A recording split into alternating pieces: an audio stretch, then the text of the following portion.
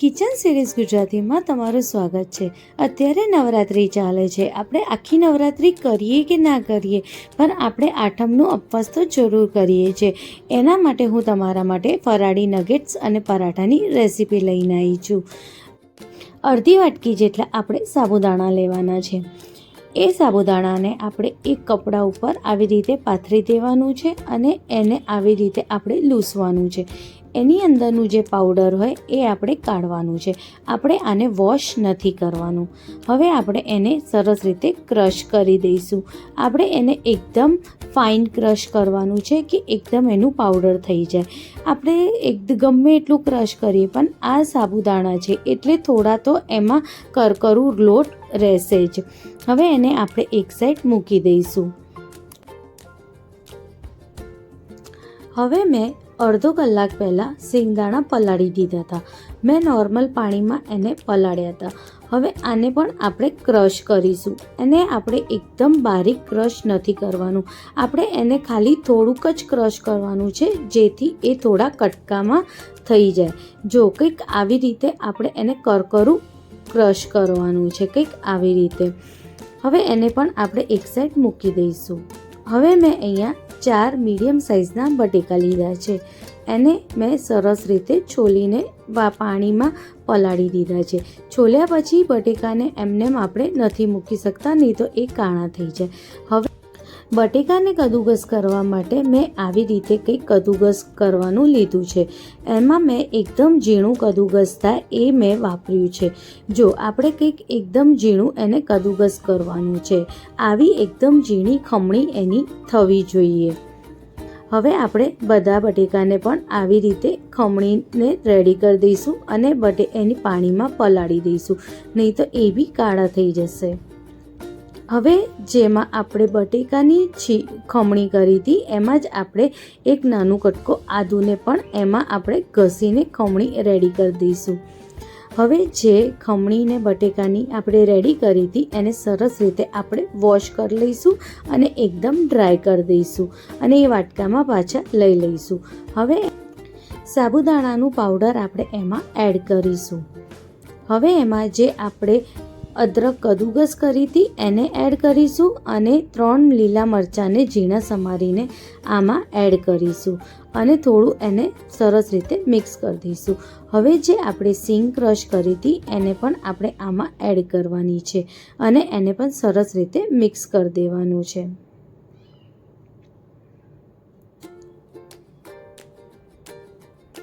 હવે આપણે આમાં બધા મસાલા એડ કરીશું। આપણે મીઠું આમાં સ્વાદ મુજબ એડ કરીશું, થોડું ચાટ મસાલો એડ કરીશું અને એક નાની ચમચી જેટલું આપણે આમાં કાળા મરી એડ કરીશું અને એકદમ ઝીણું ઝીણું સમારેલું કોથમીર એડ કરવાનું છે। આપણે આમાં મીઠું જે વ્રતમાં ખવાતો હોય એ મીઠુંને એડ કરવાનું છે। હવે આપણે એને સરસ રીતે મસળીને એક ડો રેડી કરવાનું છે।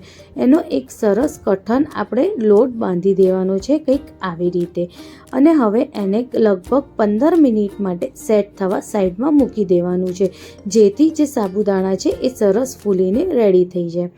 હવે આપણે એની જોડે ખાવા માટે ચટણીને રેડી કરીશું। એના માટે મેં અહીંયા થોડા ફુદીનાના પત્તા લીધા છે, થોડું અદરક લીધું છે અને 3 લીલા મરચાં સમારીને આમાં એડ કર્યા છે અને થોડી કોથમીરને પણ આમાં મેં એડ કરી છે। થોડા મેં સિંગદાણા, એક મુઠ્ઠી જેટલા સિંગદાણા મેં આમાં એડ કર્યા છે। એક લીંબુનો રસ એડ કર્યો છે અને થોડુંક જ આમાં મેં મીઠું એડ કર્યું છે અને ક્રશ કરીને રેડી છે આપણી ફરાળમાં ખવાય એવી ચટણી। હવે આપણે આ ચટણીને પણ એક બાઉલમાં કાઢી લઈશું। હવે બટેકાના સાબુદાણાનો જે લોટ આપણે રેડી કર્યો હતો એ સરસ રીતે સેટ થઈ ગયો હશે। હવે એમાંથી એક મોટો લુવો આપણે લઈશું અને કંઈક આવી રીતે હાથમાં થેપીને એને કંઈક આવી રીતે લઈ લઈશું। હવે એક નાનું પેન લેવાનું છે, એમાં મેં 1 ચમચી જેટલું તેલ એડ કર્યું છે અને સરસ રીતે એને કોટ કરી દીધું છે। હવે આપણે એ મિક્સરને આવી રીતે આપણે કંઈક ફેલાઈ દેવાનું છે। આપણે આનું પરોઠા બનાવવાનું છે, એટલે મારું આ પેન એકદમ નાનું છે, એટલે આખું પેનમાં આવે એટલું હું એમાં લોટ ઉમેરીને આવી રીતે ફેલાઈ દઈશ। આવી રીતે મેં સરસ રીતે ફેલાઈ દીધું છે। આપણે આને બહુ જાડો નથી રાખવાનો, એકદમ પતલો રાખવાનો છે, જેથી એ બહારથી કડક અને અંદરથી એકદમ પોચો બને.